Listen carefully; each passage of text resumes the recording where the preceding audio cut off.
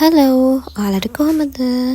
අපි බලමු ඉරිදා මම මොනවද හදපු කෑම වර්ග මොන වගේවද හැදුවේ කියලා.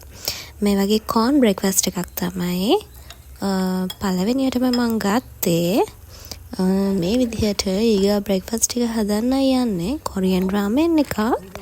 හැමෝම මං හිතන්නේ කැමති මේකට. මේ විදිහට වතුර බොයිල් වෙන්න තියලා මේ විදිහට පැකේ තියෙන නූඩල් එක දාගන්නයි තියෙන්නේ. ඊට පස්සේ මේ වගේ ෆ්ලේවර්ස් ඇඩ් කරලා මික්ස් කරගන්න ඕනේ. මෙන්න මේ ඔයිල් එක තමයි රාමෙන් එකේ ස්පෙෂල්ම දේ. මේකෙන් තමයි සැරක් රසයක් වැඩියෙන් එන්නේ මං හිතන්නේ. මේ වගේ මගේ රාමෙන් එක හදාගෙන ඉවරයි. මේක ඇත්තටම මාරම සැරයි. හැබැයි මාරම රසයි. මේ විදිහට ඊගාවට ඔයාලට බ්‍රෙක්ෆාස්ට් අයිඩියා එකක් දෙන්න යන්නේ. මේක මාරම ඊසි බිසි අයට. මේ වගේ ලොකු අලගෙඩි දෙකක් තමයි ඉතින් අපි ගන්න ඕනේ. මේ විදිහට ලොකුවට අර කියන්නේ පොඩියට ස්ලයිස් කරගන්න පුළුවන් පොටැටෝස් තමයි ගන්න ඕනේ. ඊට පස්සේ මේ විදිහට මේ අලගෙඩි දෙක කොහොම අරගෙන මේ වගේ පොඩියට ස්ලයිස් කරගන්න ඕනේ. මේ මම පෙන්නන විදිහට.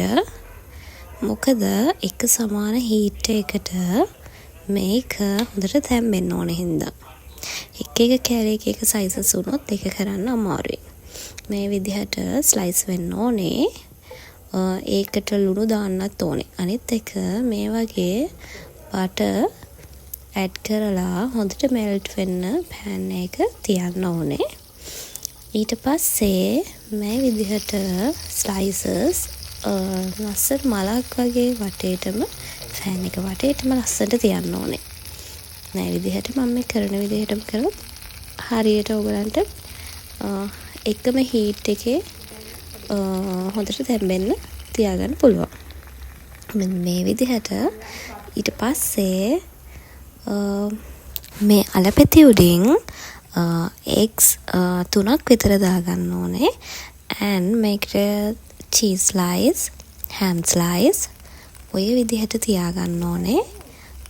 ඔයාලට කැමති නම් මේක මීට වැඩිය පොඩියට දාගන්න, නැත්නම් මීට වැඩිය තව ඇඩ් කරගන්න. ඒ ඕන දෙයක් කරගන්න පුළුවන් ඔයගලන්ගේ ආස විදිහට. මේ වගේ ඔම්ලට් එකක් වගේ දෙකට මෙහෙම නවා ගන්න ඕනේ. නවලා මොකද මේක එහෙම කරන්නේ චීස් මේවා ගොඩක් මෙල්ට් වෙලා තියෙන්නේ.